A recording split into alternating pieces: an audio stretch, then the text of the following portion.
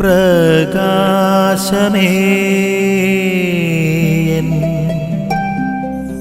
മിഴി തുറക്കുക വേഗം.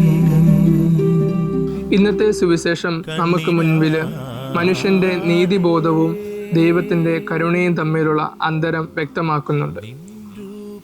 പുതിയ നിയമം ആരംഭിക്കുന്നത് തന്നെ പുതിയ നിയമത്തിന്റെ ഭൂമികയിൽ തൻ്റെ ജീവിത പങ്കാളി മൂലം തനിക്കുണ്ടായ ബുദ്ധിമുട്ടുകൾ, അവളോടുള്ള സ്നേഹത്തെ പ്രതി അന്നത്തെ നിയമത്തെ മറന്നുകൊണ്ട് ക്ഷമിക്കുന്ന, നിയമത്തെ അതിലംഘിക്കുന്ന, നീതി കാണിക്കുന്ന യൗസേപ്പിൻ്റെ ചിത്രം നമുക്ക് മുൻപിൽ വരച്ചു കാണിച്ചുകൊണ്ടാണ്.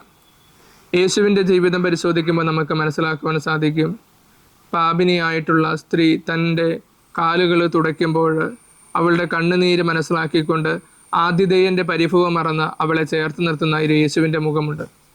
അതുപോലെ തന്നെ കല്ലെറിഞ്ഞ് കൊല്ലുവാനായിട്ട് തൻ്റെ മുൻപിലോട്ട് വലിച്ചിഴക്കപ്പെട്ട ഒരു സ്ത്രീയെ സംരക്ഷിച്ചുകൊണ്ട് നിയമങ്ങൾക്ക് അതീതമായിട്ടുള്ള നീതി കാണിക്കുന്ന ഒരു യേശുവിൻ്റെ മുഖമുണ്ട്. പ്രിയമുള്ളവരെ, ദൈവത്തിൻ്റെ കരുണ എന്ന് പറയുന്നത് അത് മാനുഷിക നിയമങ്ങൾക്ക് അതീതമായിട്ടുള്ള കാര്യമാണ്. ചിലപ്പോഴെല്ലാം നമ്മൾ നിയമത്തിന് അതീതമായിട്ടുള്ള നീതി പ്രവർത്തിക്കുമ്പോഴാണ് ദൈവസന്നിധിയിൽ അത് നമ്മുടെ നീതീകരണത്തിനായിട്ട് കാരണമാവുക എന്ന് ഇന്നത്തെ സുവിശേഷം നമ്മെ പഠിപ്പിക്കുന്നുണ്ട്.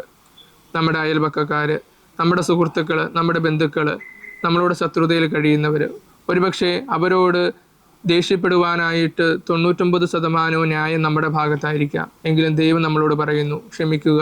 കാരണം ദൈവസമക്ഷം ചിലതൊക്കെ നീതിയായിട്ട് പരിഗണിക്കപ്പെടുന്നത് നിയമത്തെ അതിലംഘിക്കുന്ന നമ്മുടെ ചിന്താഗതി തന്നെയായിരിക്കും. ആമേൻ. നിൻ വഴിയേ നടക്ക